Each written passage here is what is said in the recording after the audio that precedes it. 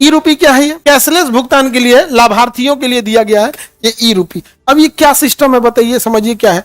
ये एक तरह का रिडीम कोड, हालांकि अभी ये ट्रायल बेसिस पर है, 2 साल हुआ है इसको आने के लिए। जैसे आप देखिएगा कि किसी को दिया गया 10,000 रुपया पढ़ने के लिए, कोई स्टूडेंट है मैट्रिक टॉप किया, 10th टॉप किया, तो सरकार ने उसे दिया कि ये लो 20,000 रुपया आगे पढ़ाई करना।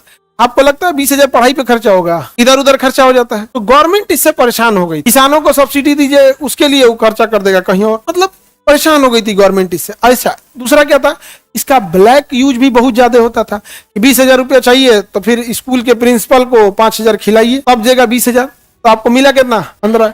गवर्नमेंट भी इससे परेशान थी, तो गवर्नमेंट ने क्या किया, इसके लिए एक रिडीम कोड निकाल दिया। जैसे 500 रुपया यूरिया खाद को देना, तो 2 रास्ते हैं, या तो आप उसके अकाउंट में 500 रुपया डाल दीजिए और ये उम्मीद कीजिए कि उसने यूरिया खाद खरीदा हो, या फिर उसको आप ई रूपी दे दीजिए 500 रुपए का।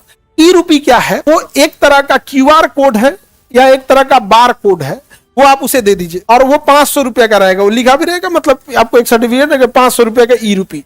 अब अगर आप उसको कैश निकालना चाहिएगा तो नहीं निकलेगा, आप उसे सोचिएगा यूरिया की जगह पोटास खरीद ले तो नहीं निकलेगा, वो उसी समय भेजेगा जब आप यूरिया के दिए जाएं तब। इसका क्यूआर, आप देखिए जिस चीज के लिए क्यूआर है उसी चीज के लिए काम करता है, दूसरे के लिए काम नहीं करेगा। तो ये एक मतलब प्रिसाइज, मतलब एकदम फिक्स पेमेंट के लिए होता है, उसी चीज के लिए पेमेंट होगा, अदरवाइज में पेमेंट नहीं होगा। उसी तरह या तो आपको ई रूपी में एक ओटीपी टाइप का दे देगा, या क्यूआर दे देगा, या बार कोड दे देगा। अब आपको जिस चीज के लिए दिया है आप उसी काम को कर सकते हैं, दूसरा काम नहीं कर सकते।